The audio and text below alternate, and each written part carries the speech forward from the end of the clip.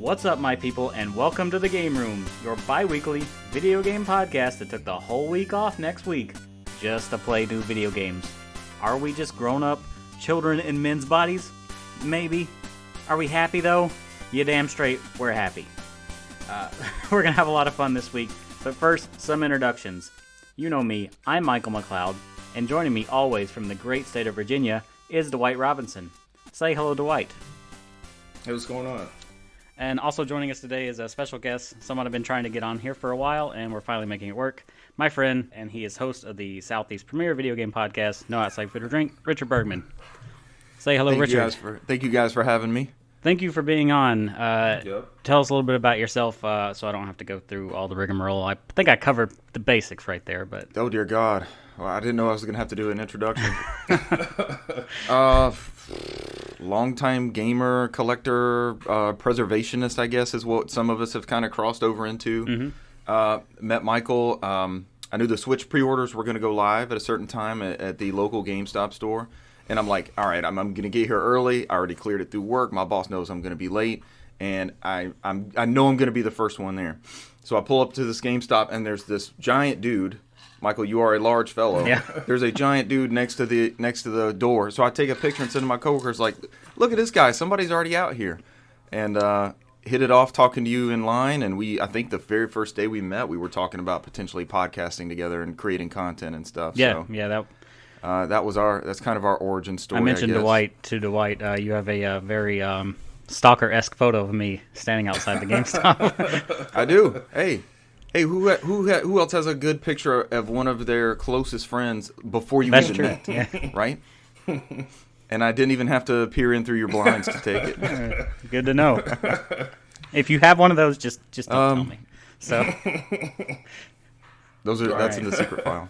I like new school stuff. I like old school stuff. When Michael invited me on to this particular episode, I actually had to clarify with him, like, okay, God, I have to go through the past, 7 years and pick out the non-old man games that I played.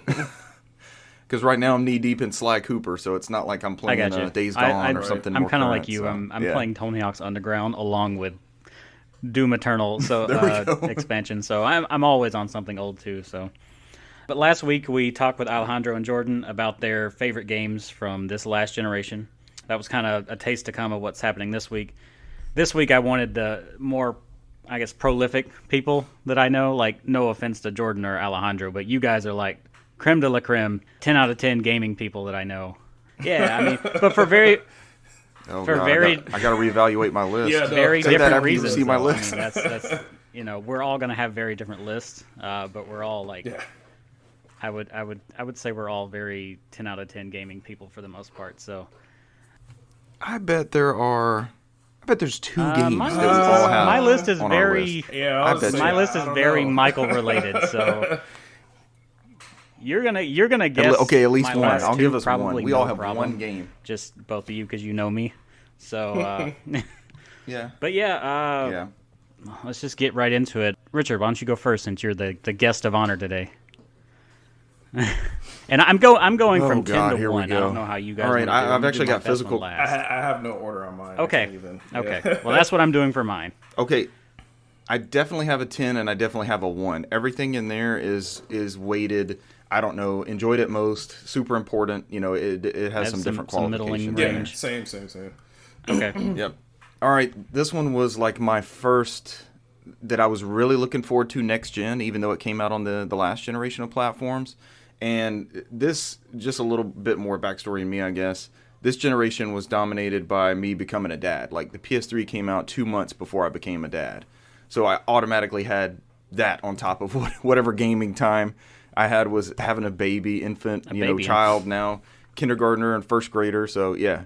So it changes the way you play games. A good friend of mine also got a PS4 and this game right after it came out. And we spent a lot of time with our kids, just like passed out on the couch because we could finally get them to sleep, playing this game online, co-op together. This is Destiny for the PlayStation. I kind of saw where this was going a little bit. But yeah. I don't know that I would ever go back to this. I have no interest in going back to the second one. I think I saw everything there was to see in here outside of the raids, and I killed that purple eyeball 70 times. But it definitely it stands out just in where it appeared in my life in this past generation, in the past 7 years. So that's Bungie Classic Destiny, over 180 nominations in each. Is that the full title? It says on the box. That's the full title. You got to say that, or no one's gonna know what you're talking about. I got you. That's the subtitle. Dwight, go ahead. I'll go last in this situation. All right, so we're just throwing out one each. Yep. Just that's. It can't be a long episode. I got to go to work after this, guys. So. Yeah. Yeah. So I just want a disclaimer. So I have like 5 games of the generation that are brand new, and then 5 games of the generation that are like remasters or like re-releases that I thought were amazing. So I separated those out. As long as it's memorable to you. I was gonna put a no remasters limit on this, but you know what? If you have fond memories of it, if it's on this who list, cares? it's Just not. go for this it. is not just like a basic re-release, but I've got several that break that rule. Michael. yeah, that's why I was just like, I'm not really worried about it. I have 2 remasters on my list anyway, so. It was important though, because if this is like the best way you can play one of these games that you treasure, that stands out. That's the version of the game in your mind. So. Oh yeah. So my top for the generation is actually, man, that's pretty hard. I would say Monster Hunter World, actually. Okay. If I was gonna go with one, just because, I've been playing, as you know, Mike, I've been playing Monster Hunter for a long time, really long time. Richard, this was the guy that got me into Monster Hunter originally. So yeah. Always been super excited about it, but it's kind of like, it was never in the mainstream. It was always just relegated to portable consoles, as opposed, except for Try on Wii and the early ones on PS2 that not a lot of people played, and the one they released some others later. But so this was the first major AAA console, Monster Hunter. I remember when they first announced it at an E3 some years ago. I was freaking the hell out. It was like the first time I was super excited about something to come out. It came out, it changed a lot of stuff, added, fixed a lot of things. It was just, to me, it was just like the game of the generation for me. If I was going to pick a top one, it was real, next gen shit. I was super into it for a while too, but it did not make my list just because there's so much other stuff. But I mean, it was a contender. I had to delete it from. I know you played it for a long time. Candidates. So I mean. Correct me if I'm wrong. That's Capcom's #1 selling video game now of all time. I believe it is. Yeah, I believe you're right with that. Yeah, I believe it is. Yeah. It was edged out Street Fighter 2, I think, didn't it? That was it beforehand. Mm-hmm. Believe and so. It's like, but that's come out on 80 different platforms. Yeah, exactly. So. That one's kind of a cheat. Yeah. Okay. Well, I'll give my first one. This is my first 2, I guess, going from 10 to 1 are going to be remasters, just because I wanted to get the remasters kind of out of the way. This is going to be 428 Shibuya Scramble, which is probably the most Japanese game on this list that you're probably going to hear at all. It is the most weird-ass thing. The entire game is some would even argue is not really a game so much because it's all text. It's text with static images. It is kind of like the ultimate choose-your-own adventure book. So you have 5 different intertwining protagonists and just seeing what happens to them. Honestly, it's kind of more fun just to pick the wrong choice, just to see what happens to them. Right.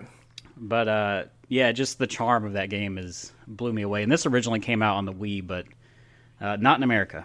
So I mean, you could run this on a phone. I'm surprised this isn't on more things, because right now in English it's only on PC and PS4. But 428 Shibuya Scramble, definitely love that game. Recommend it to anybody. Don't be turned off by the fact that there's no graphics at all. So I played the demo. I thought it was pretty good. There was a demo. I did not know that. So play a demo. Yeah. There's a demo on PS4. Okay. Yeah, it's like a 40-hour game too. Demos, it is not short. You would think something like that would not, but no, it keeps going and going. But I stayed intrigued the whole way through, regardless of how archaic in design it was. But there you go. I hope we don't lose demos going into this next gen. I don't think we will. I used to look forward to demo discs and having that demo disc are dead. Compilation to go through. I think demos will still be a thing. Honestly, I think they're going to go more for like timed full game demos as opposed to catered like specific slice demos. Yeah, I got you. Especially if it's quicker to download on those SSDs. You know, if we can get it quicker and play it faster. It's like a free to start sort of situation, and then you can just buy your save file carries over and everything. Yep. Like, Dragon Quest 11 just had their Xbox and 11S, and they had their demo. It's the same one that's on Switch. PC and you can play up to 10 hours. 10 hours, right? Yep. I predict that, and probably they'll still do like betas and stuff for multiplayer stuff. Oh, of course. I doubt there's going to be a lot of early access, single player demos like how we're used to. You know, I don't think they're really going to do that because it takes away development time and all that. So I doubt that. They'll probably put out like a timed demo at release or after or something. I got you. All right. Go ahead, Richard. You're next.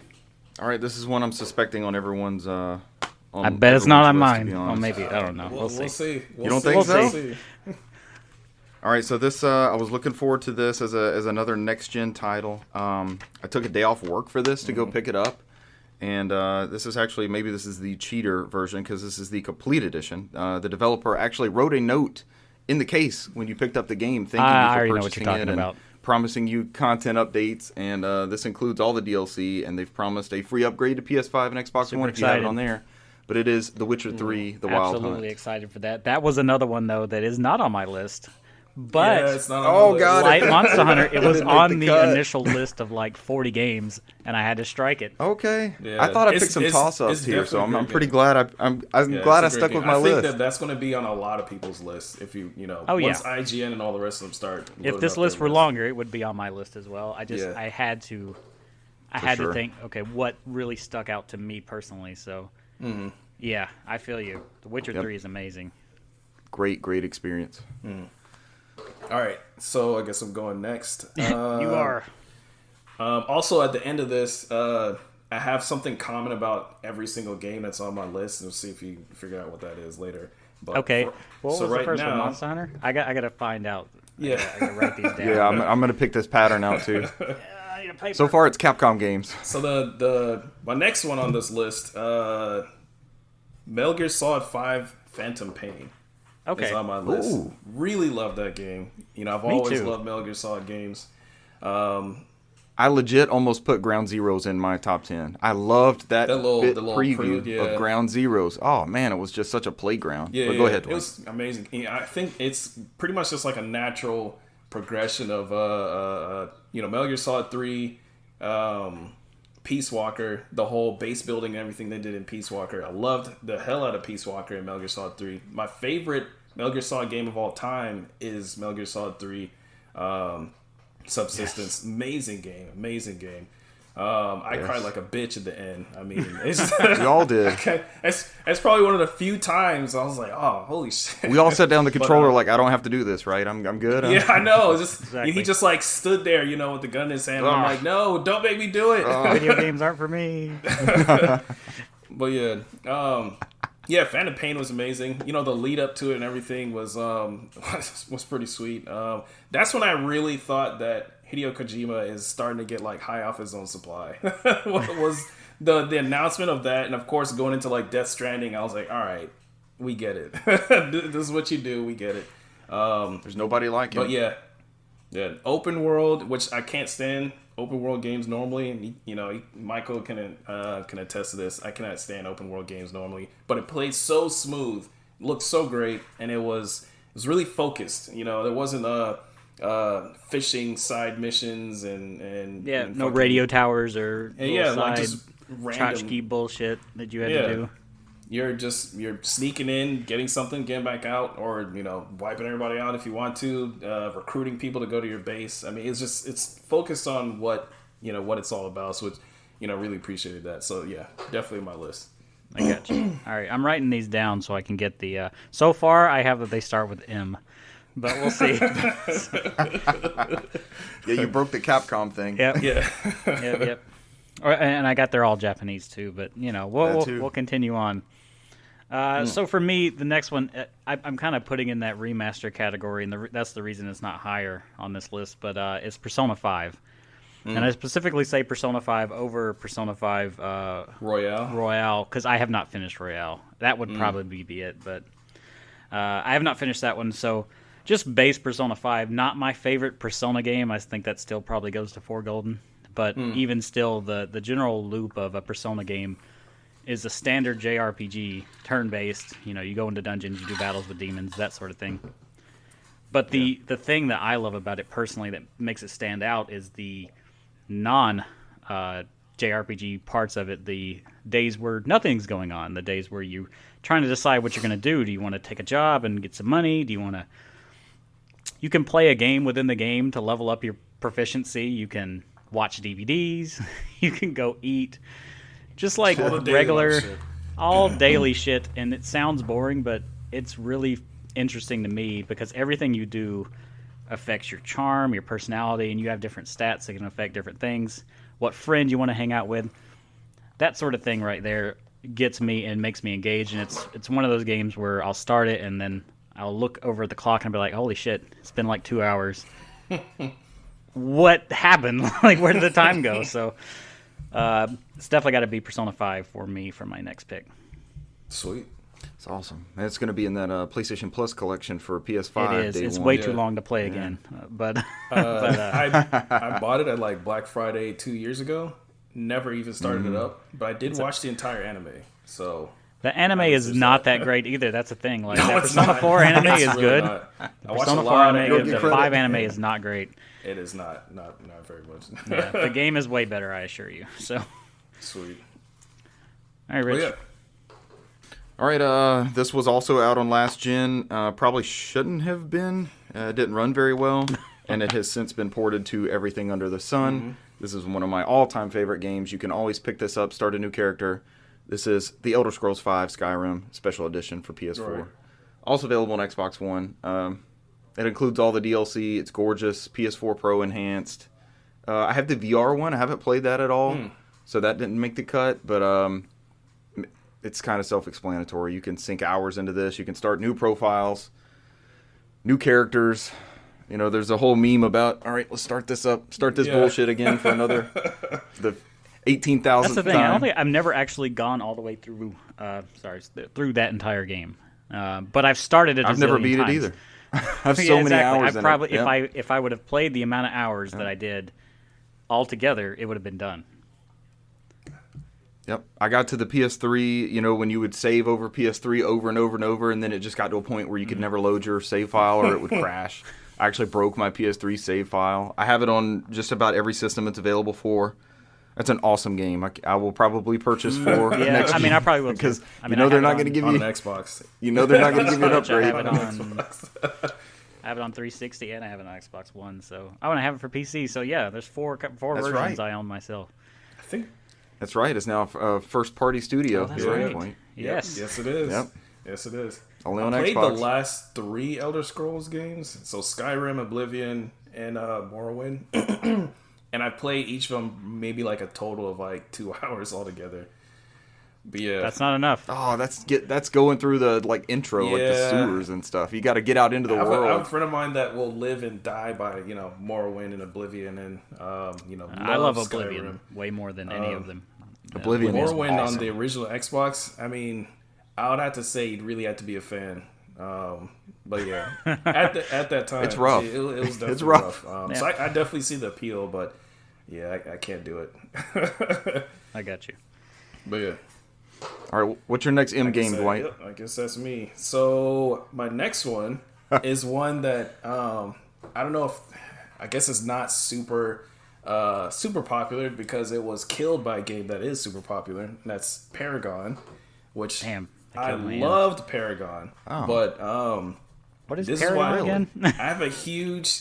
We met the guy who played Paragon. He's here. Yes. He's on this show. Holy hell. So Paragon is a 3D action-oriented MOBA. So it's from third person. So it's Smite almost then, to a degree. Right. I mean, it's the same gameplay type, but the level of I guess graphics fidelity between Smite and Paragon is insane. Paragon was an Unreal Engine 4 game that Epic made Paragon, so they threw all their weight behind it. This is an amazing looking game. If you've never seen it before, Paragon is an amazing looking game, amazing playing game. Performance was insane. The gameplay itself, they kind of reiterated on it a few times, but it was one of the first few games that I played that was crossplay between PC and PS4. I had a friend of mine that was deployed in Alaska, and he would play on PC. I'd play on PS4. I had another friend that was deployed overseas, but then when he was here in Tennessee, I believe, all three of us would play, on different systems and everything. And this is before, crossplay was a thing and it was like super awesome. This is obviously not the first game to have crossplay or whatever, but it was one of the first major ones on PS4 that I played and actually took advantage of that crossplay extensively. I have hundreds of hours in Paragon.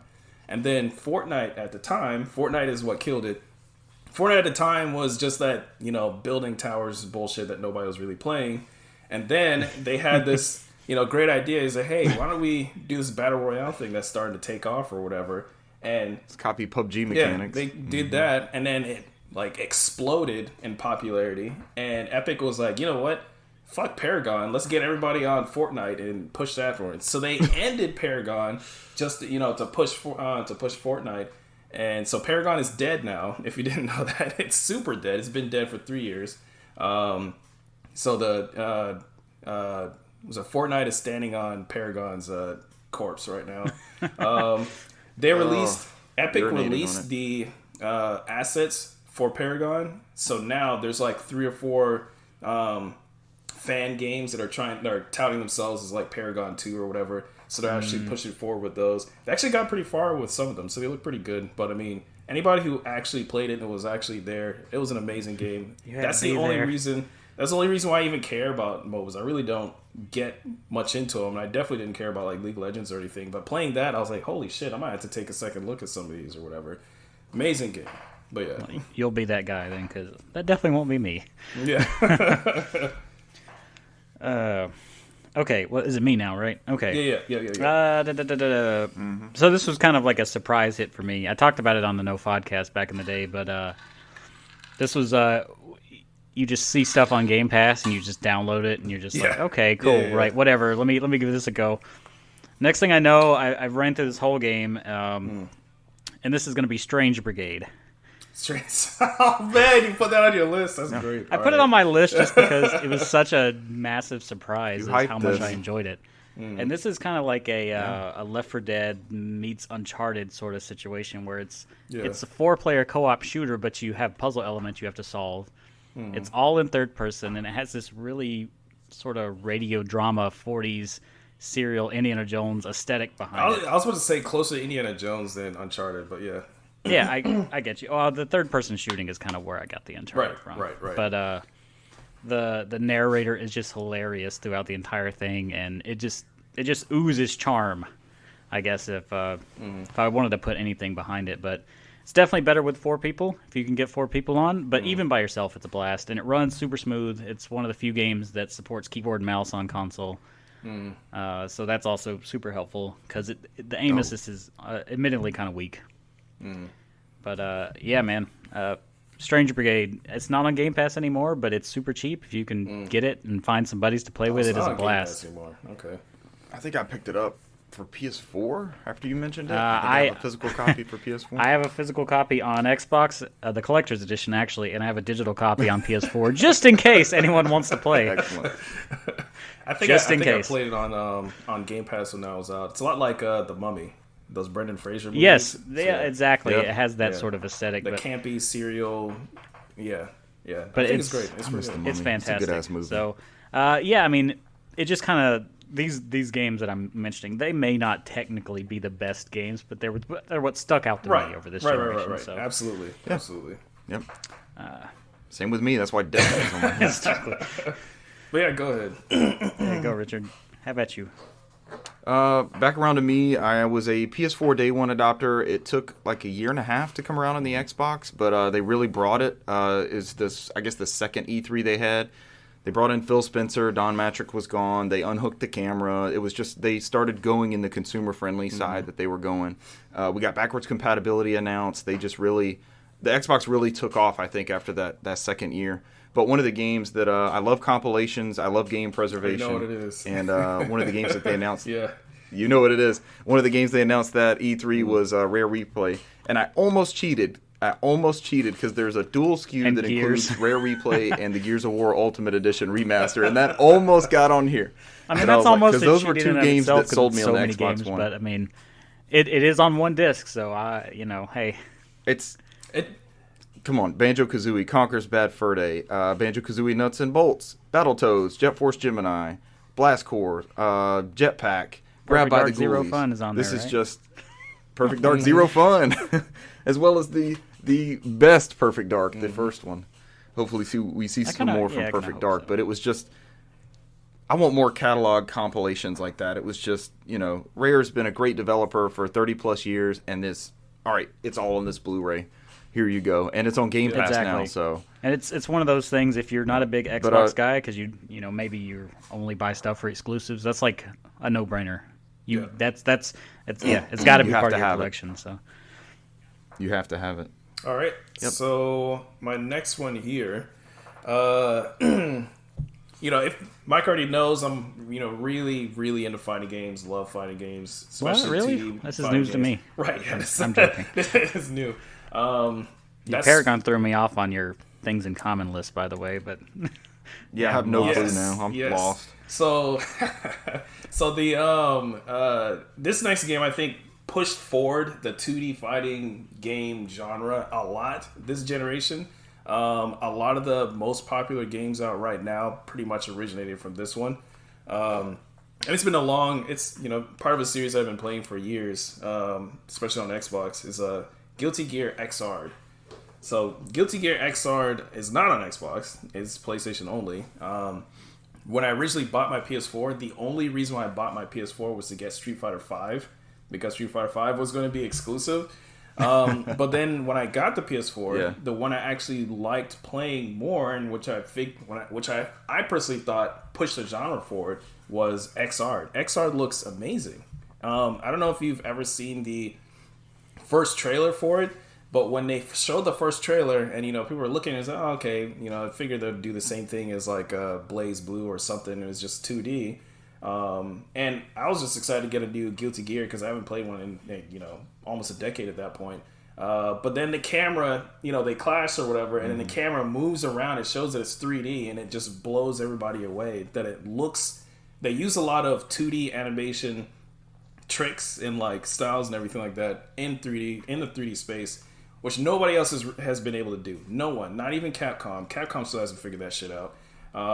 Arc System Works did it, and now they have all these other fucking fighting games based off of that. Dragon Ball FighterZ does that notoriously. Fighters, if you watch the zoomed out camera on some of this stuff, it's hilarious to see how they make some of these effects look. Yeah. Like characters' heads will get all big and stuff just to work for the camera angles. All the different, because if you look at like anime techniques or whatever, the forced perspective stuff is just like, you can't do that with a 3D model. You can't do it with a 3D model and then make it look like 2D animation. You have to be able to like warp them and change it around and do all sorts of crazy shit. And they figured that shit out. Grand Blue Fantasy Versus is also like that, and they have a couple others in the pipeline or whatever, and a new Guilty Gear. That to me was like, this was the next gen fighting game to me, was that, besides just looking better. So yeah, absolutely. I got you. Yeah, I've actually been looking at that Grand Blue. It's on GameFly for like $20. Jump. I'm tempted to buy it, even though I know I'm not really gonna play it. I'm waiting for like an Ultimate Edition, because it's one of those games where it has like 10 characters in it, and then the other 30 characters you have to download as DLC. So okay, so don't buy it. Got it. That's a trend I don't really like with fighting games right now, but yeah. Duly noted. Okay. My next one is going to be, I'm just going to jump out there, is going to be Ghost Recon Wildlands, and I've talked about this extensively. Yeah. Yes, actually, yeah, Richard has played it. Very, very frustratingly, the Splinter Cell mission, we had to sneak into this one area, and we died, fucking 50 times trying to get in there. It was fun, though. Because you couldn't get seen. It was fun, though. It was fun. Yeah. It was fun. I mean, we struggled through eventually. We found 49 ways not to go through the level. Because it's not a sneaking game, but you have to sneak in this one. You get seen, it's like, it's done. Yep. But yeah, I play this game wrong. I guess if you want to, traditionally, this would be a 4-player co-op shooter, but I play with AI teammates most of the time. But it is way more fun if you have people. This is the same thing with Stranger Brigade. Mm-hmm. You just get somebody else if you can. But yeah, I find myself playing this for like 20 hours, and I'll just be on it, and then I'll fall off for a couple months. But I always come back to it. I even come back to this more often, even though Breakpoint is out. Breakpoint needs to be on next gen and not this gen. There's one of those. Yeah, it's a lot of games right now. Like Control. It struggles. Control is a next gen game that came out too early. Yeah, Breakpoint's the same way. So I'm actually pretty excited to get back into Ghost Recon next gen because I've exhausted Ghost Recon Wildlands. It's not the most story, heavy thing, but I mean it's fun just to if you just want to shoot some dudes, takes down some drug warlords. Yeah, shoot some dudes. Wildlands. Shoot some dudes. You've tamed the Wildlands. Yeah, and you're constantly just getting new guns and new armor or new cosmetics or whatever. So I mean, new stuff. I mean that's. Is Breakpoint getting a next gen upgrade? Have they said? It better be. I mean, if you heard anything about it, but they locked the frame rate down, I'd be okay with that. Like that's all I really want. They've been good with that cross-play type stuff, and now they have the cross-saving across platforms, so you don't have to restart characters across PC and Xbox and everything. I think if they were smart, they would do one based off of just how poorly it sold for them. Yeah.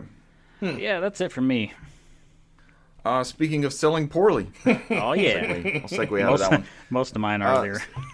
So a little bit, yeah, right. So a little backstory. Sony used to do these E3 presentation things in movie theaters. I tried to get Michael to come to one, but it's like he had to work that morning or something. The schedule was off. Yeah, I tried. Oh, you did. For a couple years, they were showing off this game, and it would just be this awesome cinematic experience, and then it would just go right into gameplay. And they did it a couple years later with Horizon Zero Dawn, and this is one that Sony people were touting. It was this great exclusive. And I thought it held up to that billing, and it was critically panned when it came out. The sequel was canceled. The studio who had been with Sony forever is now making Facebook games, I believe, is where they went to. But this title is The Order 1886 for That's PlayStation 4. I love this game. And anybody that I talk to who really likes games outside of Game Press and critics who panned it, everyone loves this title. So it's not long. It kind of ends on a cliffhanger. It's not even. It's gorgeous. It's not even normal length. It's very tight. Short. Even if we. Yeah, it's very short. Yeah. It's very short. It's very linear, but it's beautiful. Mm-hmm. It has memorable characters, twisting storyline. It was like a next generation PS2 style adventure to me, and that's what I wanted at the time, and it to me it lived up to everything. That game has the best atmosphere, I think, of. It's like a lot of stuff even now. It's like an elaborate tech demo, honestly. It looks amazing. And the time that it came out, it was definitely one of the best looking games still you could get at that time. It was amazing. Better than Killzone Shadowfall, I would say. In the looks department. Right. Definitely. All right. That's a weird segue onto Killzone on your list, Dwight. It better not be Killzone. We'll have to have words. Go tell us about Killzone. Is not on my list, but I do have another shooter. Another shooter that I feel like pushed the genre forward, which you're either in one of two camps. You either love this game to death, or you hate it because you're tired of hearing about it. And that's Overwatch by Blizzard. Yep, I'm in that second camp. Yeah. Moving on. So, I just don't understand it. Yep, Michael, you're next. So Overwatch is one of those games. I mean, there's plenty of fans that love this game to death, and enough, there's a lot of people that don't like it just because of. There's a number of reasons. It does have. It is a hero shooter. It's not the first hero shooter, obviously, but I think that it popularized it a lot. It was the first Blizzard hero shooter, though. So right, first Blizzard hero shooter. Took a lot of stuff from Team Fortress and everything and kind of push that forward or whatever, but now there's this obsession with everything wanting to have like hero characters in it as a shooter. Rogue Company that just came out, Call of Duty for past couple of years. Yeah, a lot of them do borrow from Overwatch. I can agree with that. A lot. So I mean, even now I don't play it as much as I used to, but me and my brother was super heavy into Overwatch. I never bought any cosmetic stuff though, but loved playing the hell out of that game. especially when you figure out how to use a character. There's so many different ones, and you can just like hone in on that one and whichever. I mean, it needs no introduction. They're coming out with another one, which is... Oh, yeah. I forgot all about that. Yeah, they haven't talked about it in a while, so who knows what's going on with that. But, Blizzard, so Blizzard's going to Blizzard. So they have...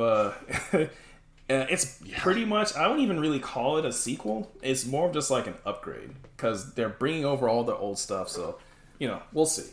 But yeah, that's it for my new games list, but... Go ahead. We're halfway through this. We're halfway through this right now. Halfway through. I'm so happy because it's only 9:30. Halfway home, baby. I may get to eat lunch before I go to work. I get to eat. I get to eat. Yeah, because if not, I'm gonna have to go and just struggle it out. This my next game is kind of. You said this was kind of a love it or hate it situation. This is the same thing for me. It's gonna be Final Fantasy 15. And go ahead. And it is kind of a hard inclusion. If I would have just played it the once time through, it would have not made it. But I played this game twice all the way through, and more recently, I'd say the last time I played it, between the Royal Edition, changing the ending, didn't really change the ending, but it added a whole lot, fleshed it out, watching the movie, and playing all the DLC, the stuff that should have been in this game already. I mean, let's just be honest, like, it added so much more to the characters and made you more emotionally connected to the journey they were on. I mean, this game near the end, the second time around, and I don't know just because it was the second time playing it and I knew these characters more, but I mean, it was a heart-tugging moment near the end of that game. So I didn't get that the first time, but I got it the second time. So. I've been thinking about making that one of my PS5 games because the Royal Edition is going to be one of the PlayStation Plus collection games. And Michael, you gave me the Kingsglaive movie a couple years ago. It is not the best movie, but it is important to the story, and it's beautiful to watch. I mean, it's absolutely glorious, like on the CG side of things. So yeah, Final Fantasy 15. I take some time with it. It's not to be rushed through. It's gonna. I don't think it's gonna be upgraded or anything like that. But the performance is really smoothed out in the newer consoles. So yes, Digital Foundry. They've been testing that one pretty regularly, and it seems to be locked at 60 on the light mode and locked at 30 on the 4K mode. So nice. Go ahead, Rich. Back around to me. We're round and second headed to home. Yes. Dwight mentioned earlier, Blizzard got a Blizzard. And this is maybe another cheat answer, but this is a hell of a lot of content on one Blu-ray disc. This is Diablo 3 Eternal Collection for PS4. I keep seeing that on sale. This is another. Never end up getting it. You should buy it. Jump! Absolutely get it. This is another one of those like Skyrim-esque. Start up a new character, play the campaign. The campaign is just secondary to all the crazy stuff that'll happen. Dwight, it sounds like you like loot drops, so you're always getting better gear, whether it be gloves, boots, spells, as long as I don't attacks, have to pay for loot drops. especially. No, you don't. I mean, you just get these things organically. Yeah.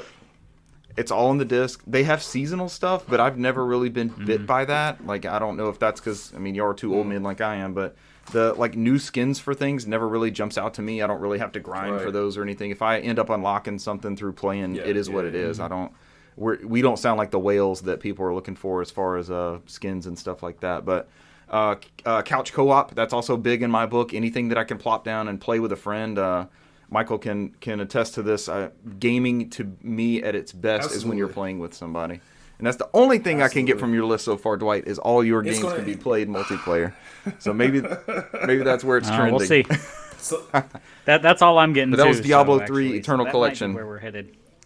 He's gonna throw us a curveball next time. Now, watch. I'm gonna start on the my next half, which is gonna be remasters and stuff. Before I do that, I want to throw in some honorable mentions for games. Mr. Honorable Mention guy. All right. It's real quick. Gravity Rush 2. Amazing game. He's breaking form. You are breaking form. What is it? Gears 5 is an honorable mention. Oh God, amazing game. Huge Gears 5 fan. I loved it. That's an honorable. The performance. I mean, for me, I'm huge performance snob or whatever. Is pristine in that game. Pristine. No other game comes anywhere close. I mean, there's games that can look better than that one, but none of them has the same level of performance I have. Like 4K 60, the whole way through. Yep. Insane. HDR. And it's the Dwight, we had some hilarious bugs happen to us on Gears 5. I got stuck in Dell's mouth one time in a cutscene. I was mashed against a wall, and as he's in the cutscene, you just see his teeth flapping up and down. That's all I'm looking at. Then when I got off the wall, I was literally in first-person Gears. Like, as I'm moving around, you just see the gun. I was literally playing in first person. I kind of wish they would just add two of the craziest bugs Gears. from this gen. I would play it that way. Just experience. They have like a tactical shooter Gears, like an overhead XCOM Gears. They had a gacha shooter mobile game Gears, which Funko Pop bullshit, which the servers are going down. No surprise. Dwight, thank you for mentioning Gears 5. I cut that one from my list because I played it co-op with a friend, and it was my game of the year last year. I cut it from my list because I loved it. I love Gears, but it really hasn't changed that much. It doesn't need to though. It doesn't need to. It did though. That map opened up. The story went places, man. You know that story went so it's definitely one of my favorite ones. So I wanted to definitely want to. What's your next? Mention that. Don't make me bust out the gong here. so my next one. Honorable mention.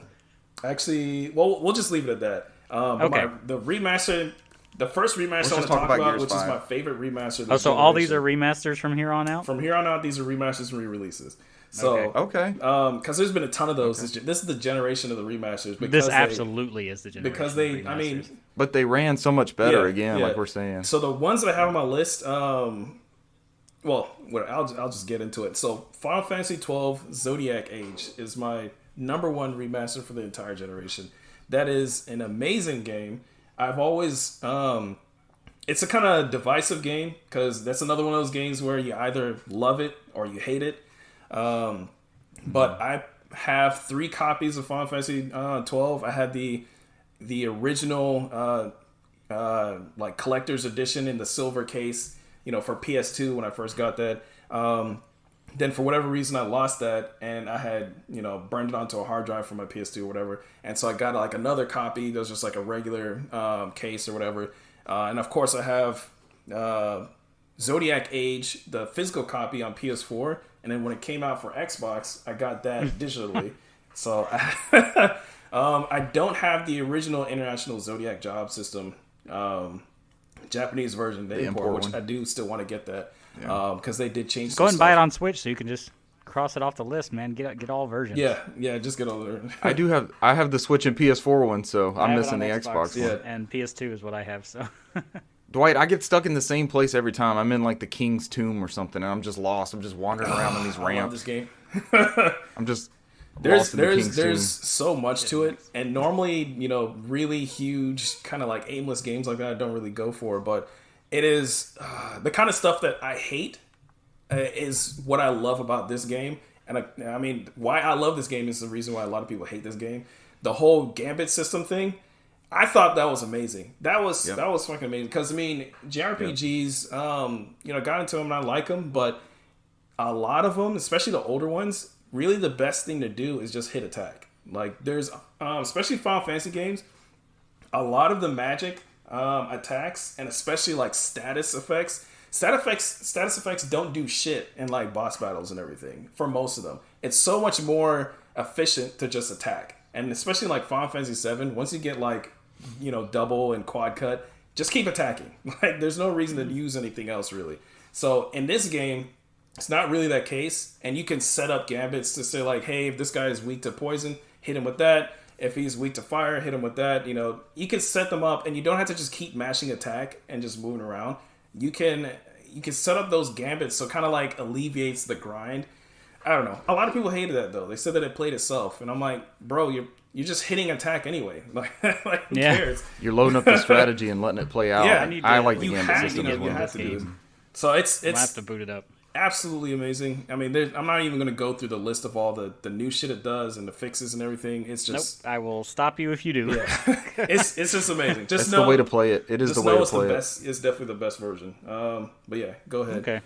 I'm looking forward to actually getting around to that. I've been sitting on it for a while, and I I'm kind of where Richard is. I get to a certain part, and then I'm just like, what I do, and then I stop and I fall off and I go somewhere else. So you absolutely need like a guide for some of that shit. here's the thing: I'm pretty sure we actually have like the actual guide for it. I have the original guide. I don't have the Zodiac Jobs as a guide. I'm pretty sure that's what I have too, but I digress. The I may have both. Prima I'm not Games sure guide. actually. They don't I'll make have any to- guides anymore, do they? No, I Sucks, think Anthem man. was the last guide. Actually, no, I have the Animal Crossing guide. That was the last one that I. Future Press is reprinting the Horizon Zero Dawn Complete Edition. That you can pre-order that one on Amazon. So Future Press Interesting. might be bringing back some of those. I love game guides too. Me too. Yeah. I will buy some guides. Yeah. All right, next on my list, and this is pretty recent, but it stuck with me, and I was absolutely addicted to it when it came out, and I was working pretty regularly during this, but I had to be on it. When I was off, I had to be on this, and that was Ghost of Tsushima. And this was kind of when it came out, I was like, wow, this is tailor made for me. Japanese setting. It's a Japanese Assassin's Creed is what I've been wanting forever, practically. Pretty much, so. yeah. Yep, and that's kind of where it went. The story is pretty predictable.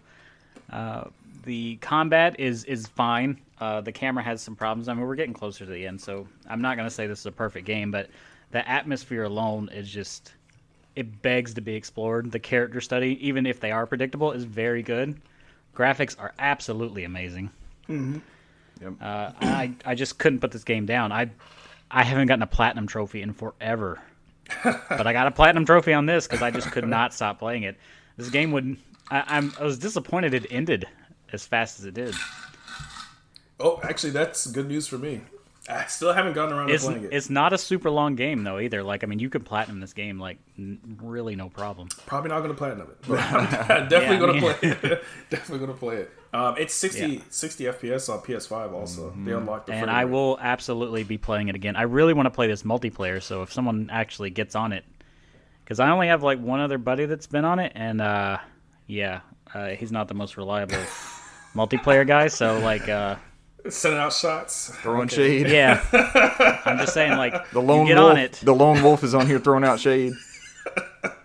If I could play the multiplayer Lone Wolf, you know I would. Yes, I do. But I think you have need at a least lot two of people. multiplayer games on your list. And I Surprisingly. play them by myself, but you can't play the multiplayer here. You need at least two people. That's hilarious. All right. This is But telling. yeah, Ghost of Tsushima is great, and I highly recommend it to anybody. So, onward. This game is a long-running video game franchise. When it was announced, all that was really out there was the multiplayer beta, and people were trying out multiplayer. There wasn't really much about the campaign. They didn't even send out review copies. But as soon as people got their hands on it, this is a hell of a campaign. I actually did not beat it on this platform, but it plays super well on it, and this is Doom from Yes. 2016, and this is a great revival. It's an amazing Impeccable gameplay. What were they called, like mercy kills or something that they added to it?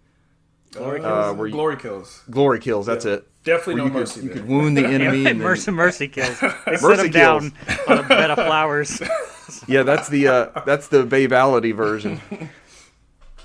I'm so sorry. You're just a demon. I'm sorry. I Finger slipped. I apologize. didn't mean to shoot you.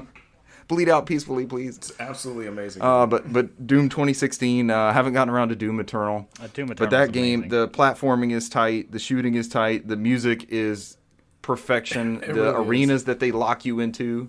Yeah.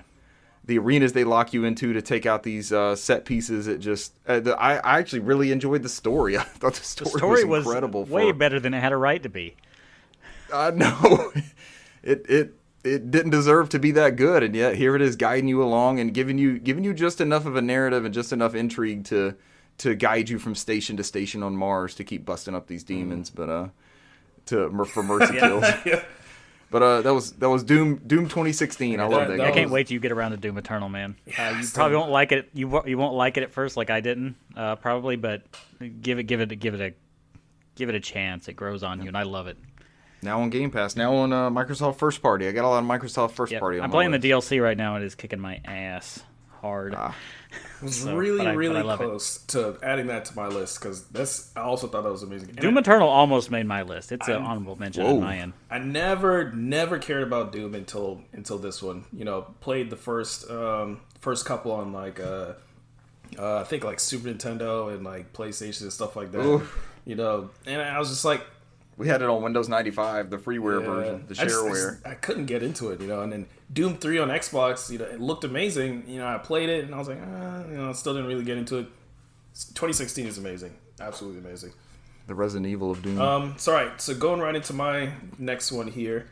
I'm gonna speed up some of these because some of them need no introduction really. But Shadow of the Colossus on PS4, an amazing remake. I'm sure that game single-handedly gave Blue Point the job of doing, you know, Dark Souls remake, to do the Demon Souls remake. Excuse me, because they're amazing. They did change up how it looks.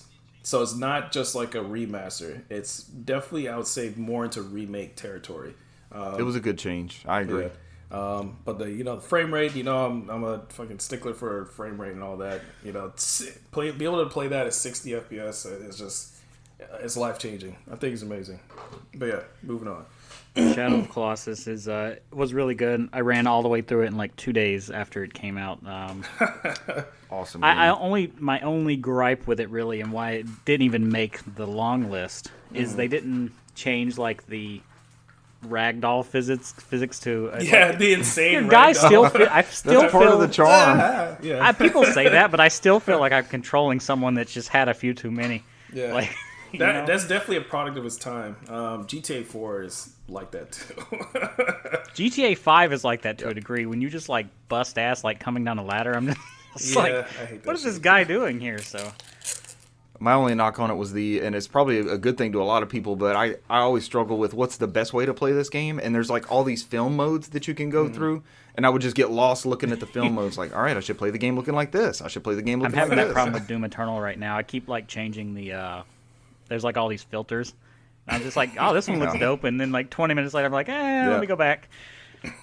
Too many options. Don't give me options. Just too many options put me in lockup mode. So my next one, and this is, I really wanted to put a Yakuza game on here because I fucking love Yakuza games. Yeah, I figured you would. But I didn't. I didn't put a Yakuza surprising. game. So instead, I landed on Judgment as my Yakuza game. Mm-hmm. And the reason why, and this is wholly a Yakuza game, it even takes place in the same city.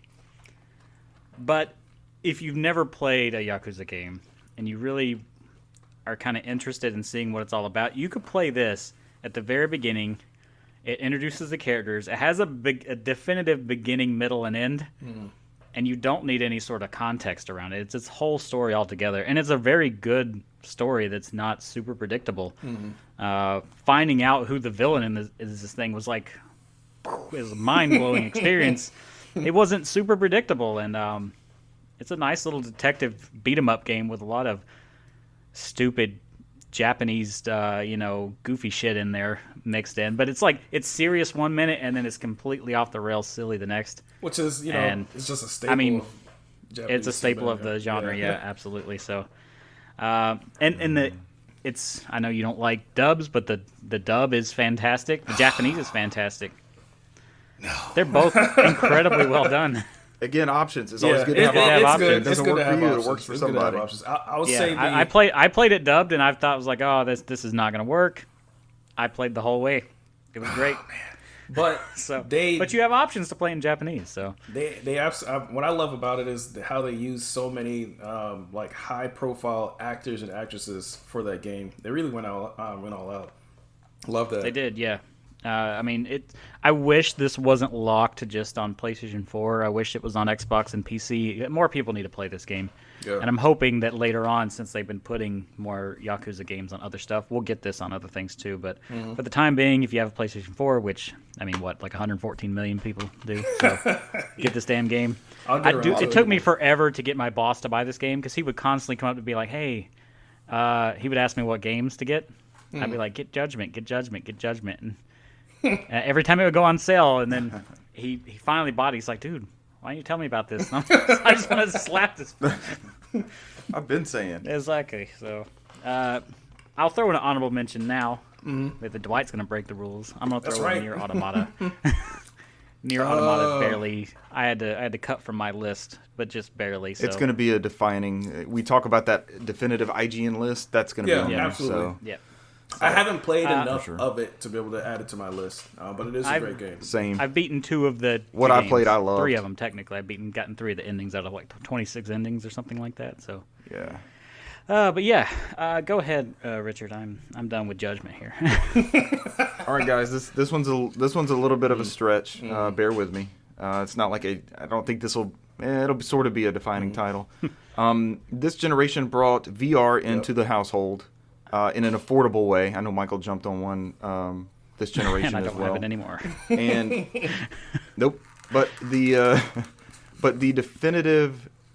I don't know. I would tell people I have it, and they're like, "Okay, I want to try it out." And I had friends, coworkers, family, everyone that I had try it out and experience VR. It wasn't ever like a AAA, like I mentioned, not playing Skyrim before. But every time I would pop in, and I'm going to show off PlayStation VR Worlds for the PlayStation VR, I would always pop in Ocean Descent. And it is just, to me, the definitive VR experience. You're in this shark cage, and you get this, there's like 5 episodes, but you start off getting this story about, all right, we got to drop you down, look for these minerals or whatever.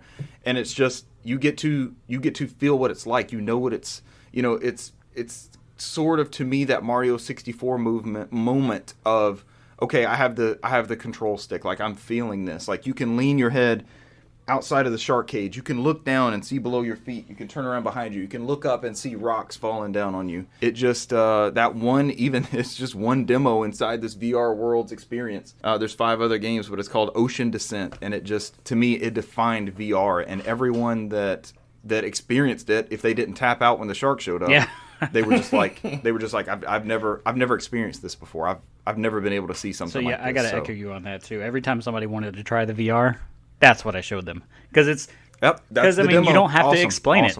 You just sit there and be immersed. Here. That's all you have to do. Like you get VR just from that. So it's, you know what it is. It's like the Wii Sports of VR then. There you go. Yep, that's another good analogy. PlayStation VR Worlds. Y'all didn't think you'd see that on the list? No, I really did not. I expected to see some sort of PlayStation VR, but I did not expect that. That's good.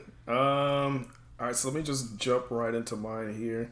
I have no idea what your thing is going to be at this point. I know, that's why killed, I love it. And Final Fantasy killed the multiplayer for me. I love it. Oh no, you guys have 3 apiece. I'm down to 2. Odin Sphere, Lifter Sphere. Or was it Leifter Sphere? Something like that. It's your game, man. It's basically the Odin Sphere, the Odin Sphere remake. So I love Vanillaware games. I love their aesthetic, their look. I have pretty much every Vanillaware game, I think. Odin Sphere on PS2. Muramasa Blade on Wii. It's on Vita as well. Dragon's Crown. I have Dragon's Crown and Dragon's Crown Pro. As do I. I want to get at some. Nelly loves those games, so all the Vanillaware stuff. I want to get what's it called? I think it was Princess Knight or Princess Connect. I can't remember. Princess Crown. Princess Crown. Yes, that's what it is. I want to get that on a Saturday. PSP. They ported it to PSP as well. All right, I definitely want to get that. It's a lot more affordable. There's also a PS2 game called Grimoire, I think it was called. It was another one of their games. And their latest one that came out, 13 Sentinels, I want to get that. So I played the demo for that, the Japanese demo. Amazing looking game. I also love front mission games. So I was thinking that the battle system would be kind of like that. It's not, but whatever. But yeah, Odin Sphere is basically that same game, but in HD, and they added some other stuff to it and everything, and it looked amazing already. The PS2 version looks fucking amazing. So there wasn't a whole lot. It didn't run that well, if I remember correctly, because I remember playing it on PlayStation 2, and it's stuttering quite a bit. Yeah, or at least the loading being pretty bad. It had those huge sprites, gorgeous sprites. So we have it on PS2, and then I actually got around to playing it when it came out on PS4. That was a late PS2 game. Yep. But yeah, so that's I guess that's it for that. That's it for that. I don't want to. So my next 3 are going to be very predictable, because if you know me and especially if you've listened to NOFODcast before, I've ranted about these forever and ever. So whatever, just have to deal with it again for a little while. So It'll be a refresher Yeah, for let me give you a quick update here. So this game I played extensively, and it was the longest series game in this series by far. Took me a little over 100 hours to complete it and its DLC, and that's Assassin's Creed Odyssey. So I knew that was coming. I was playing that for so long, but the thing is, even though the gameplay loop of it, some would say, can be repetitive, it is. I'm not going to try to pretend it's not. But if you're enjoying what you're doing, who cares? It has such a massive, expansive world. It's so big and beautiful, and it has that sort of loot grind where you're constantly getting new stuff, you're leveling up, you're getting new skills, and there's just so much to do. So much. It's almost overwhelming. Like, Dwight, this is definitely not your game. It's too big. Absolutely. Talking about open world, this is insanely big. Way too big. Too many distractions. And I had that thing where the Ubisoft syndrome, I guess, where you're just going around. You're like, I got to clear all these markers off this island. Like, I just can't stop. And you know that the missions you're on are just fluff. It's obvious. You go kill this one dude. Okay, cool. So, do you still go to the highest point? I didn't care. I still did it. Do you still go to the highest point, and then like it fills out like hundreds of damn points of interest or whatever on your map? Yep. Yeah. So acres. If you're not into that sort of thing, you're not.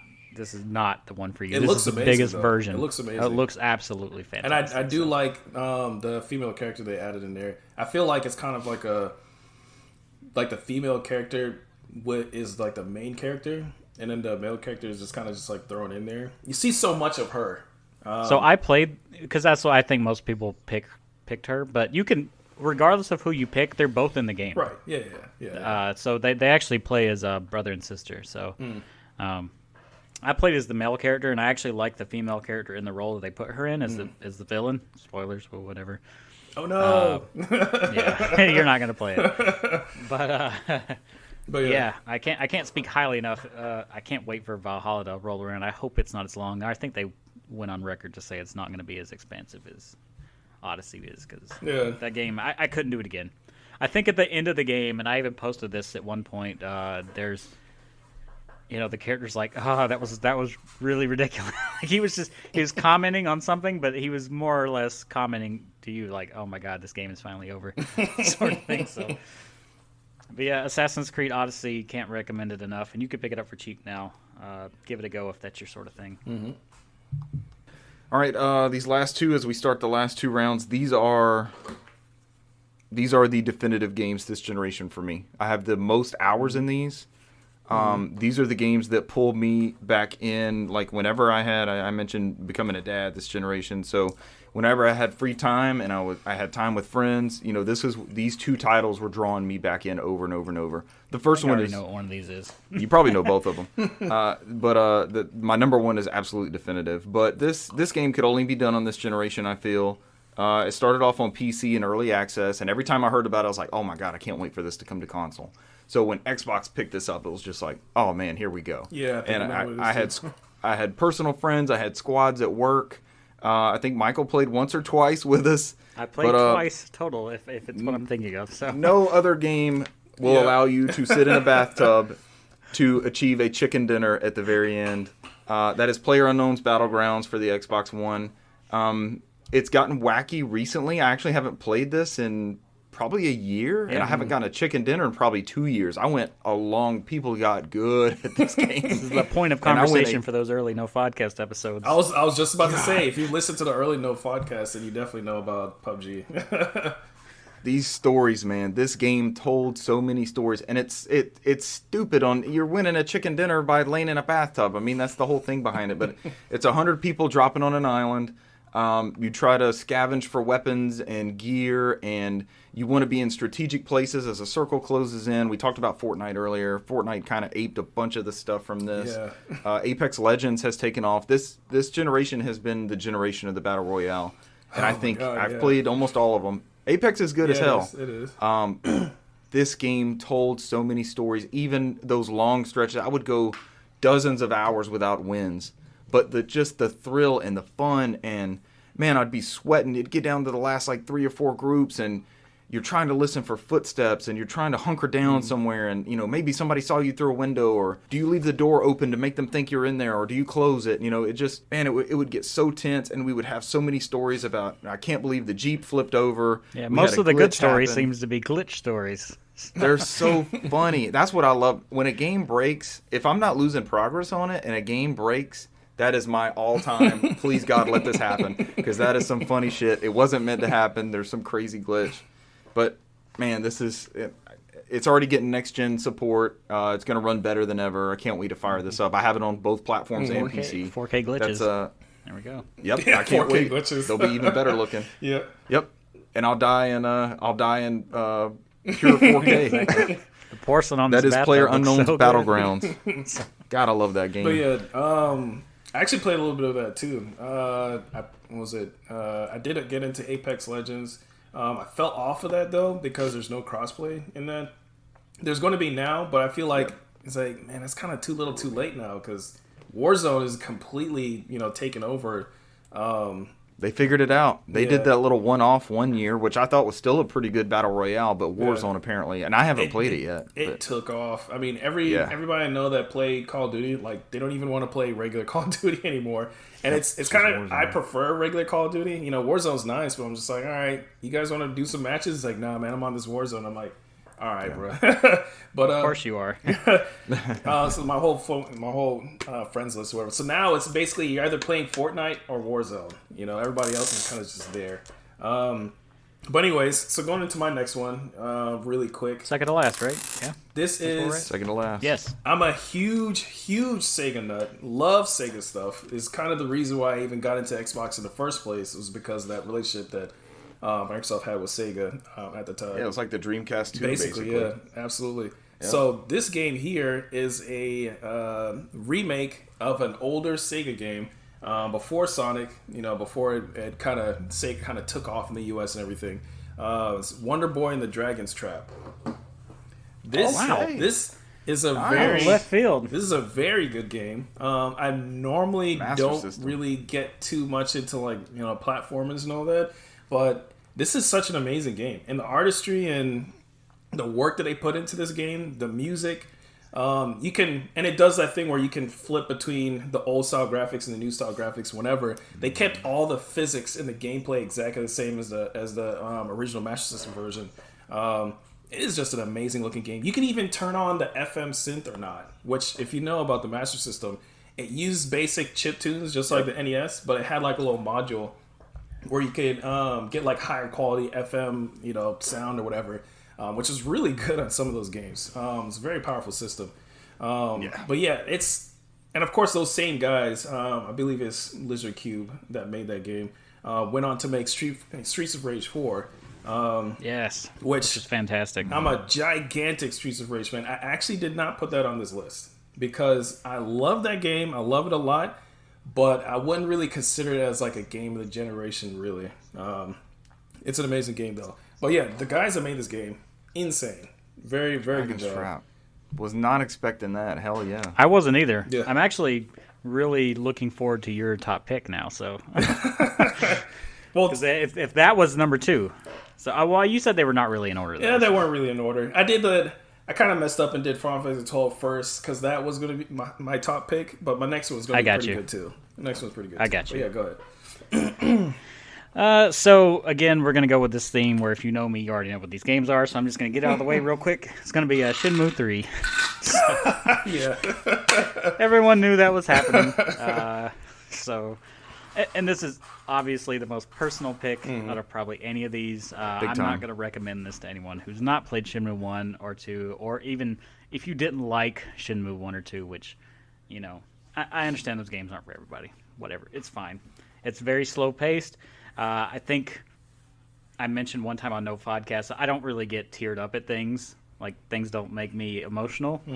Or if they do, I don't shed a tear. But when this game got announced, a single tear, I swear. Single tear. single tear of joy There was dust in the room. came out there. Yep. There was dust in my eye. That's what it was. It just floated in there at the exact moment. And really, if I'm in a bad mood, all I got to do is pop on that one video from GameSpot where they announced Shenmue 3, and that guy, I don't even remember who it is, gets up and like I think it's Michael Huber. flips the fuck out. So like, that immediately puts a smile on my face. But I mean, the game. We were in that Sony press conference when it was announced. I kickstarted it right there from that I movie kickstarted theater. it ASAP, and I'm still getting rewards. Like I literally just got my capsule toy like a week ago. So Nice. But yeah, I mean, this game it's beautiful to look at, but it doesn't change the rules of the game at all. I mean, this if it weren't as graphically impressive as it is, this game could have been on Dreamcast. It does not play any different. I mean, the combat's a little different, but and it doesn't even progress the story that much. But you bet I took that week off and I was enveloped in this shit. So Absolutely. for like 30 hours straight, I was in it. So Shenmue 3 for me as my number 2 pick. Number 2. All right. That's a Number good 2. one. This All right. is the last This is round. it, the last round. Final round. Does I anybody think I know what this it is is, for me? but I'm gonna let you say it. I'm not gonna say I have it. a really strong feeling I know what it is, but go ahead. All right. So if anybody's listening to any recent NOFODcast, this is consuming all my time. Yeah, I'm pretty sure I know what it is then. This has turned into a Friday night, Saturday night. I'm up till 2:00 in the morning playing this game with friends. We're playing.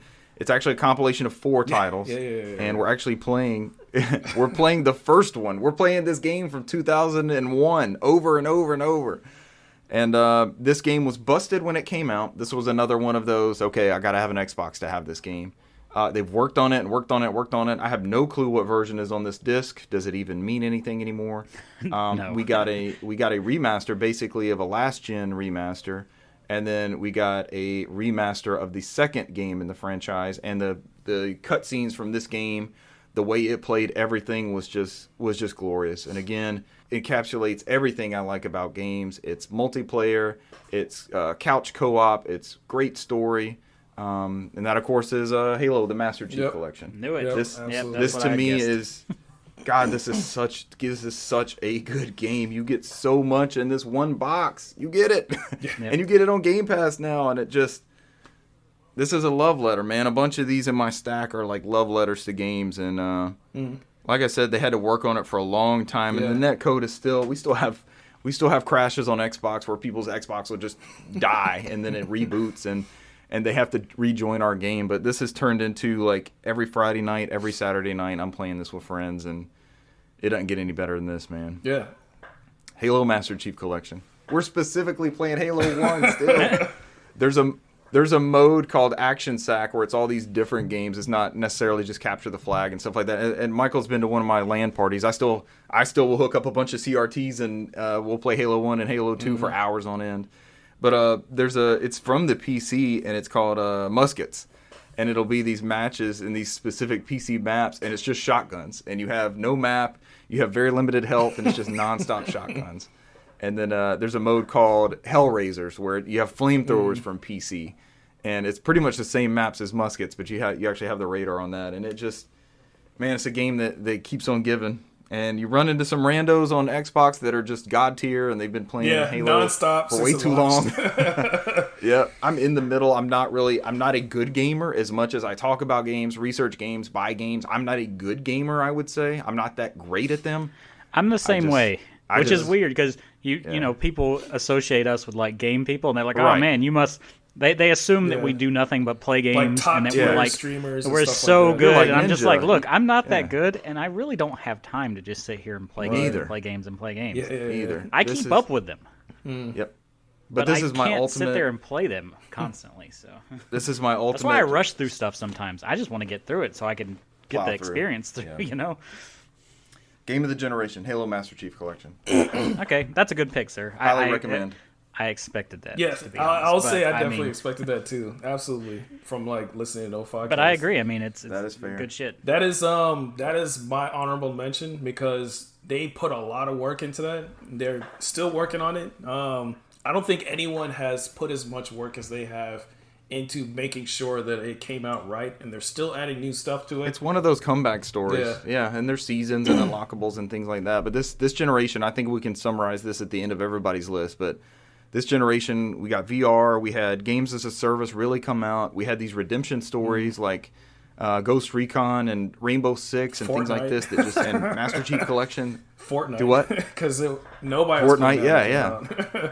All these games that flopped and they just got improved and improved. Michael had Final Fantasy 15 on his list. That game that you play now or that you can play on PS5 is not what came out day one. That is not the disc version. Do not play the disc version of that game. But yeah, so let me rush into my next one here. All right, so my next one, this is a game that I've only played before, or played the original on an emulator. It was one of the games that kind of got me into playing JRPGs in the first place. I remember playing this on the Super Nintendo emulator and thinking like, holy crap, this thing looks amazing. And it was just like it was never released in the US before. So it was just like a little fan translation that I had to play of it. And it had like co-op and everything. And it's the game that just came out last year or so, Trials of Mana. So it was originally called Seiken. That's your number one?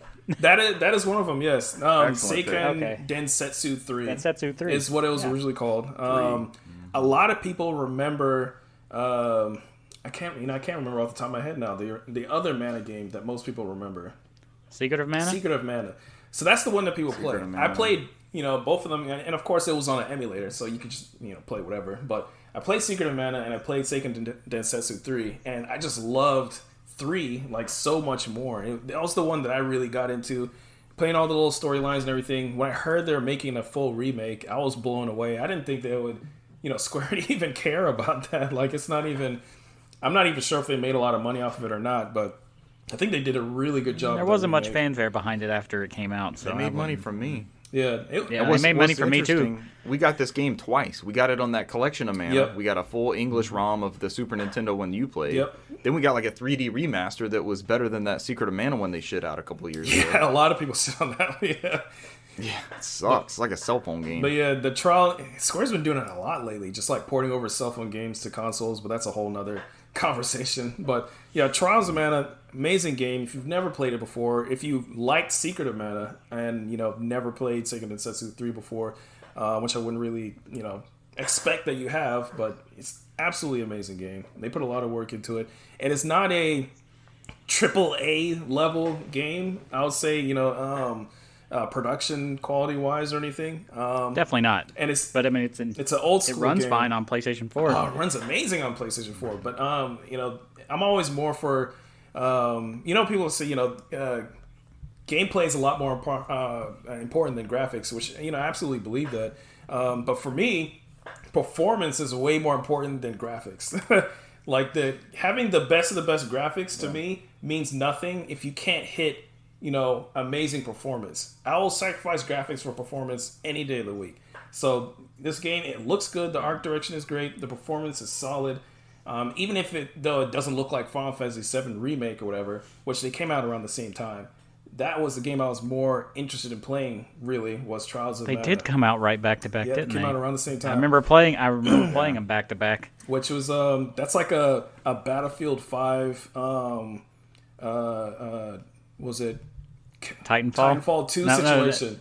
Yeah. Oh yeah, they shot themselves EA in the just blood. like gimped Titanfall 2 immediately. And a Battlefront. They had Battlefront at the same time too, right? Yeah. Didn't they do 3 at the same time? It was Call of Duty, Battlefield, and Titanfall all right back to back to back. To me, it's the same situation. You release Final Fantasy VII Remake at the same time with Trials of Mana. I mean, how many people's going to buy Trials of Mana? Like honestly. But I thought they did a really huge disservice to that game. But I think it's amazing. I'm gonna have to put some more time into it because I didn't actually finish the version because I actually bought it on Switch, and kind of where you're going with performance, it's not there on Switch. No, I ended up buying it on PlayStation 4, where it looks and runs way better. So it's not multiplayer, right? It is. That one's not multiplayer. The 3D remake is not, sadly. But see, the Secret of Mana to me is a multiplayer title. That's another couch co-op I played with a friend. So if you get the collection of Mana on Switch, you can play that multiplayer, which I still prefer that just because whatever. But yeah, nostalgia. Yeah, nostalgia. Do you want to? All right. Well, let me just throw in my honorable mention real quick. Metal Wolf Chaos.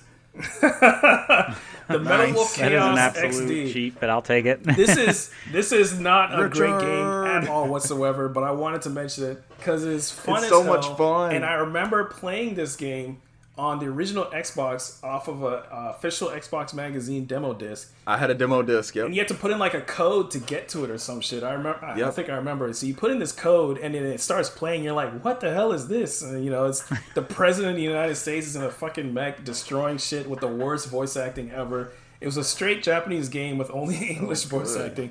I guess they just got some guy off the street to do it or whatever. I don't know, but it's just fun as hell. Definitely worth playing. I'm with you.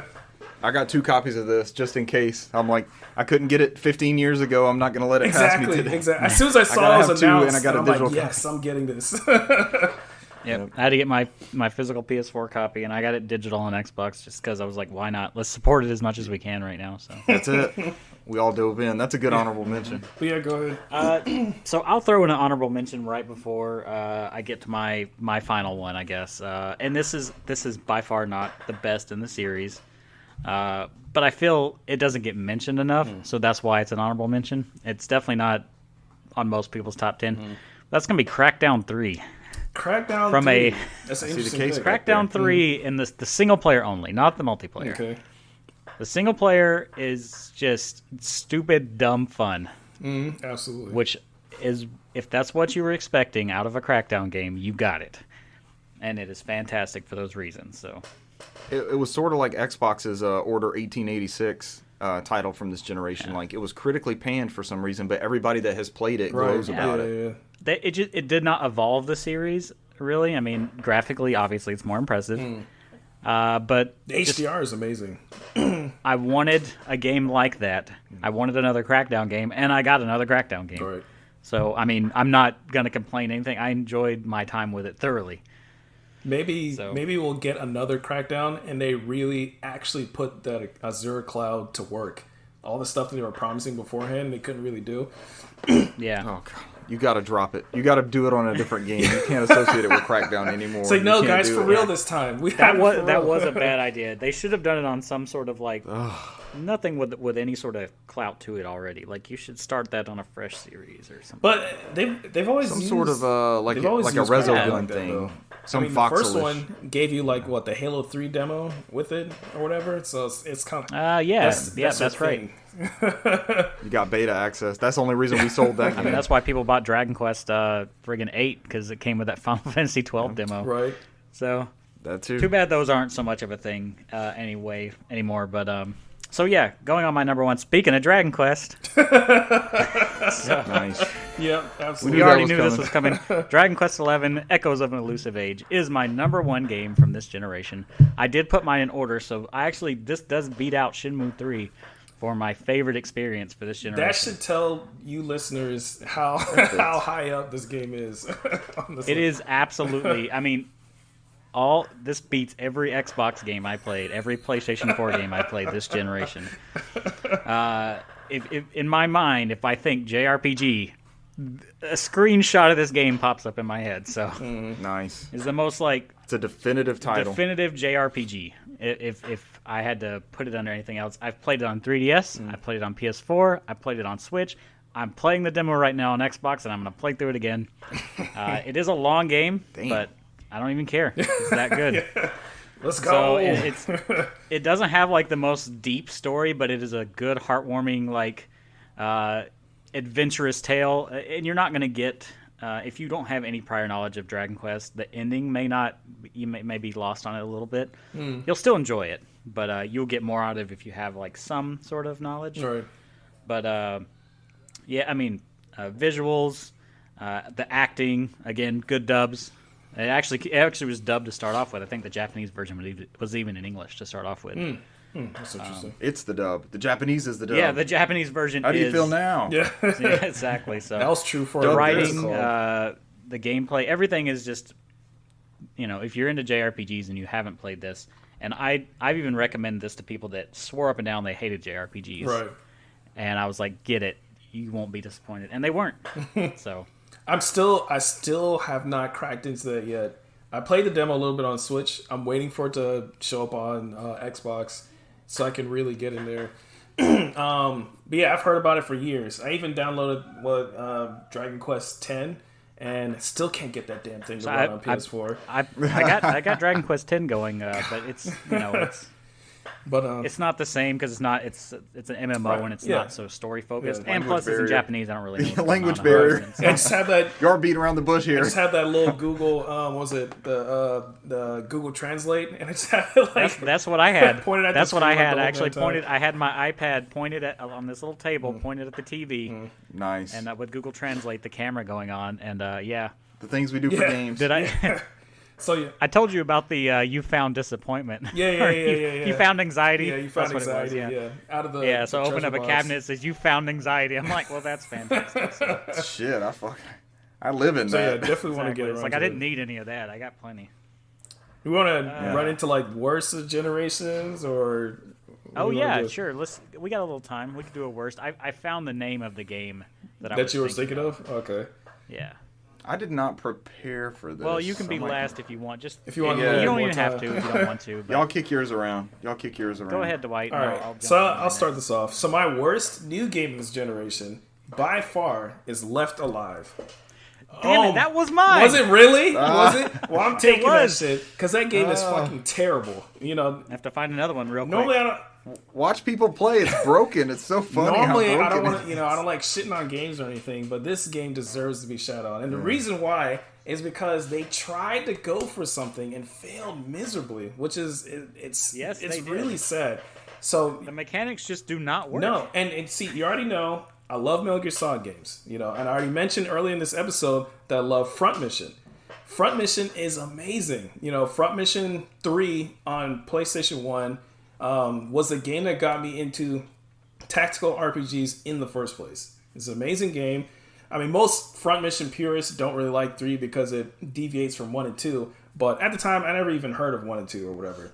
Right. So, that's Front Mission your 3 jumping point. Yeah, that was my jumping point. Amazing game. It has 2 storylines. I mean, if you know about it, you already know that it's a pretty good game. If you don't know about it, play that shit. It's amazing. Front Mission 5 is my next favorite. That is an amazing game. Also, it was done basically with the same... I think it runs off the same engine that Final Fantasy XII did on PS2. Front Mission 5 was never released in the US. And if they're going to do another remake on the level of the Zodiac Age, they need to do Front Mission 5 Scars of the War. Please do that, Square. Stop doing this shit. Stop releasing Left Alive. I was so excited when I saw that trailer. And then they had And the Yoji Shinkawa artwork on Yoji the front. Shinkawa. You're like, So- this is my shit. That artwork so they is a- tried is- so is a hard tease. to emulate Metal Gear Solid. I was like, all right, you know what? Yeah. They didn't like that Front Mission Evolved shit that we did before. You know what they like? They like the Phantom Pain. So let's get this shit, and then we'll make it like Metal Gear Solid, and they'll eat this shit up. They'll love it. Yeah. And they failed miserably. When I saw that Yoji Shinkawa artwork, I was like, fuck yes, I'm ready. And then, it showed go. the Vonzers and everything. And I'm like, oh man, another Front Mission game is going to be amazing. And I was like, you know what? But it looks kind of like an offshoot. That Evolve was, pretty terrible. Whatever. They know what they're doing. Square Enix is behind us. They know what they're doing. That game was know what they're fucking doing. terrible. They released an easy mode for it, right? I ended up getting it anyway because, it's Front Mission. Of course I'm going to buy it. So Right. they released an easy mode, but it is not an easy mode. If you do not turn on easy mode, you will not finish this game at all. Even with easy mode on, it's almost impossible to finish this game. Wow. Your ranting is I'm ranting. This is going to be a rant shit right now. So you cannot. I'm not even going to get into like all the details on why, but just know that if you ever get around to playing this, even though I'm telling you, do not fucking play this. If you do play it, put it on easy mode, and you'll probably won't beat it anyway. Still get destroyed. This game, it's terrible. But yeah, I thought of mine. Okay. I can't believe I didn't remember it. You want me to go, Michael? Go ahead. Yes, Okay. I had to That's find such some a new sum up. ones. This bitch took mine. This one's Left easy. Alive I is couldn't. terrible. I couldn't believe I forgot this one, and we actually mentioned this earlier in the show. So the first, the first iteration of this game came out when I was in high school, right? And we sold it. I was in retail at that time. Man, I almost did not graduate because of this game. We would system link Xboxes and play round after round after round of this game, and the hours would melt away. It was akin to Halo at the time for me. And so they announce a new one in this franchise. They show off all these shiny assets. We're seeing this camera like zoom through the environments, and we got all this HD stuff. It's a day one purchase. I'm going to a midnight launch. My brother's right there. This is going to be the greatest game of this generation. It's going to hallmark this generation. This game sucked. This game was garbage. It was nothing that it was nowhere close to what the franchise, what it should have been. And it pisses me off. And they made another one. It pisses me off even thinking about it. And it's Star Wars Battlefront. Fuck Star Wars Battlefront from this generation. I hate that game. I hate its sequel. Give me the Pandemic. Thank you very much. But I no, can agree give with me the the Pandemic Studio versions. Oh God. With the cards or whatever. They've captured a command post. They've captured a command post. They're taking the cantina. Dude, I played it Monday on my lunch break. I fired it up and I was like, oh my God, this game's so fucking good. I was so let down by that. Oh my God, no, not Star Wars Battlefront. It's like we finally got one, and it's this. That was this not sucks. good. I didn't like how you had like these cards to do your abilities and all sorts of. It was just yes. And I feel like Battlefront 2 probably wouldn't have been as bad if they didn't lean so hard into like the loot boxes thing. Oh yeah. I think that's where it got creamed at. They destroyed. I really love the space battles and stuff in that one. And up until Squadrons came out, that was it for me. But there's a couple of games that got destroyed by loot boxes. That one and like that Marvel game too. But oh yeah, Omega something. I forget what it was called. Yeah, but that's another topic. That was my most easily most. I had to make disappointed an emergency last pick. And I don't really have bad games on my shelf. Like, I mean, obviously I have stuff in series. If you collect a lot, you're gonna have some. You have some clunkers in there. Yeah, so this is more of a disappointment. Show us Madden 16 than a bad game. So this is what is it? Show us Madden 16. You got some clunkers in there. Should break it out. I got some fucking. It's a good case. Left alive up in here. The day one edition. Day one edition. Day one. I was in like you were. So. Oh man. I got another $8. day one edition of something I was super into is Star Ocean. I already know what it is. Integrity and Faithlessness. Oh my God. Let's suck. Again, not awful, but because I'm being put on the spot here.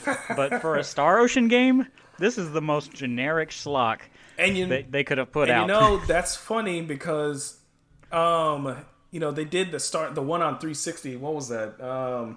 Look where it's at on my shelf. Am I showing the right shelf? Yeah. I don't know. Look what it's sitting next to. Oh, yeah, I see it. Look what it's sitting right next to. Star Wars Battlefront. Star Wars Battlefront. But yeah, the shit shelf. Yeah, I agree with you. I was looking forward to that too because I like the 360 one, even though that game was kind of janky too. But garbage. Yeah, I mean, really, since PS2, which I think is. I don't even remember the name of that one, but till the end of time. I got till the end of time. Till the end of time, yeah. I got that one sitting over there, and that's the last one I really got into. But even still, like the one on 360, I didn't finish, but I still enjoyed. And it still seemed original enough. I still loved it, and it was janky as shit, and it looked terrible. This one right here, I'm just like, it looked good, but it was just so basic. Yeah. And I'm just like, why is this so like? It has no character at all to it. Bland. I was so disappointed. I was disappointed in another game that's similar to that, and I just when I was kind of glancing Keep around, rolling. And this is one that Cesar was looking forward to as well, and I didn't hear his opinions on this actually because I haven't listened to every episode, but so I hadn't been watching this anime, but I was super, excited about this game coming out, and I'm just like, all right, cool. I'm gonna watch this. I'm gonna get caught up. And that was Fairy Tail. Oh, okay. The game. Yeah. I haven't heard him mention it. Okay, I remember before I left the show, he talked about it a little bit. He talked about it a little bit. Yeah, he was talking about trying to cram all the episodes in, and that's what I've been doing. I've been binging this episode, but I popped this game in, and I'm thinking it's gonna be like an actual effort put into it. No. It is like the most just thrown together shit. Available. So I'm still probably gonna play it. That goes into my rant with like anime games in general. There's just so few like genuinely good ones. It's just I hate that. I love anime, but I hate anime games. There's oh my God. Yeah. It's like I say, it's not. I haven't played it enough, and it doesn't seem awful, but it does seem very underwhelming. Right. But before I wrap up here, You said your games had a theme. Yes, Dwight. they did. So I can't figure this shit out. Nothing. This is great. I got nothing, dude. I played these in my favorite chair. It'll be some shit we So can't figure out. the funny thing is, when you hear what it is, you're gonna be like, "What? Are you serious?" Because it's really not that Am I deep. gonna roll my eyes? But it's like it's super obvious. Favorite chair. I talked Cheerios. about video games? Is that what you're gonna every say? time I No, played. they all run at 60 FPS. Every Of course single they one do. of them runs at 60 FPS. Of course Every they do. single one. The Monster Hunter World, there is like a mode that's 60 FPS mode, but every single one of them, Guilty Gear, Overwatch, Paragon, Metal Gear Solid 5. Final Fantasy 12 on Xbox and PC. Yep, exactly. Shadow of the Colossus, Odin Sphere, Yep. Wonder Boy, Trials of Mana runs at 60 on PS4. That's such a Dwight thing to say. Exactly. So I should have known. Exactly. I also want to point out these are a lot of these are PS2 titles, so it took you 2 generations I know. to get it to play like you Exactly. wanted to. You know, see, that's why I'm so looking forward to this new generation because, you know, I want 60 to be the base. It's been too long. You know, this is not 3DO and shit anymore. It's not early 3D. The Dreamcast, the Dreamcast went for 60 for So most many of the of those time. games. You know, it's very few games So that many didn't of hit those 60. games. They targeted 60 on a fucking Dreamcast. So you're telling me that an Xbox That's why it can't holds do up that? so well Like, still. get out of here. So that's, I mean, to me, and the argument I have for that, because, you know, a lot of people say, yeah, well, you know, it doesn't really matter, especially if you're playing like a RPG or something that doesn't need button presses. I would argue against that because the original Final Fantasy VII played at 30 FPS in the field, right? And the battle scenes are 15 FPS. But the battle scene, because they did this just for this game, the battle scene and the menu below run at different frame rates. The battle scene ran at 15. The menu ran at 60. All the menus ran at 60. So you had full control at all times. That's why it feels good. If the menus ran at 15, Yeah. you know, when you're trying to like rush through and do stuff and you'd be everything, it'd be clunky done with this terrible. game. So that's why, I never knew that. see, that's why I say every time, and then Horizon Zero Dawn, it runs at 30, but when you go into the menus there, that's at 60, and the map is at 60 and everything. Good control, good clean control is always good, no matter what it is. I want 60 every fucking time. I don't want 30. 30 should be getting rid of. Unless it's like a specific artistic reason for it, like the Miles Morales, one of his costumes. Ray tracing bit, yeah. One of his, well, yeah, with ray tracing, sure. Oh whatever. no, yeah, his Into the Spider-Verse Yeah, costume is yeah. I think it's lower, isn't it? It's like 15 or it's something. like it goes on like animation frame rate, so it's like it's on 2s, so it moves every like second frame or whatever, so it's more like 20, it's under 24, so it's like 14 or 15. But they did that in the movie to display his inexperience. Because that's how animation is, you know, is traditionally done. If you watch you know, older animated 80s movies or whatever, that's how it was done. So I mean, to me, that is great. I mean, an artistic or specific reason, yeah, that's great. But if we say like, oh well, we couldn't hit this or whatever because we did this and that, then cut that shit out, man, and have this thing. I want the performance to be pristine. I don't want to be mashing around and then like, you know, stuff's not happening or it gets all jerky. Like I think one of the worst offenders is probably Just Cause. And Digital Foundry shit on that game all the time for like the performance in that game, but I don't want that. Like that should not be an option. Battle Mage. If it's getting to the point where that happens, tone your shit down so we can have this thing pristine. Nintendo is really good at that, so I definitely respect them for that. Except for Link's Awakening. Right? Yeah. Oh yeah. Well, that's a story for another time. But yeah. Okay. Well, with that, it looks like that's about it. Look forward to next week. I'm going to put a quick review of an Xbox Series X and PlayStation 5 up there. All right. If I ever get one. Before we go, Richard, you want to plug your show or plug anything, really? Absolutely. My podcast is we record live on Wednesday nights. It's NOFODcast, no outside food or drink. You can catch us on Twitch or YouTube. We're still striving for Twitch affiliation. It's like a goal that'll never happen. Show that Michael helped me co-launch. No, that's about it for me. I got you. Mm-hmm. Well, thanks for having me on. I'm sorry. Yeah, no, I should have mentioned that. absolutely. Thanks for I having me appreciate you being on. Thanks for being with us. So, on. Dwight, I've heard a lot about you over the years, so it's good to finally meet you and hear some of you definitely know your game. He shit, does. like Michael said. So. Very nice to meet you. I've actually listened to NoFod since the beginning, so yeah, and I still keep current. So. We appreciate it. Yep, he is one of our fans. He's written in, I think. I've written in a couple of probably times. At least. Yeah. Yep. I think we mostly missed your stuff, though. As we typically did. One got deleted. From somewhere. I was like, what happened? Anywho, though. But yeah, with us, we're up on iTunes now, so whether you're listening to on iTunes or if you're on YouTube, we appreciate it. Any feedback or, whatever, you can catch us on Twitter at Gameroom Pod. That's Gameroom Pod, all one word. Anything else, guys? You got... Splinter Cell and Caravan Stories. That's they right. Get mentioned, we got to so. throw that in. I didn't put Caravan Stories in my list, sadly. But, yeah. But we got to mention it every episode. Splinter Cell, Caravan Story. We got to will those games into existence. Thanks for just to get them covered. Oh my god! Play that so please. All right. For Richard Bergman and Dwight Robinson, I'm Michael Macleod, and it's been good being here with you guys. We'll see you in about 2 weeks. Right. Goodbye. All right.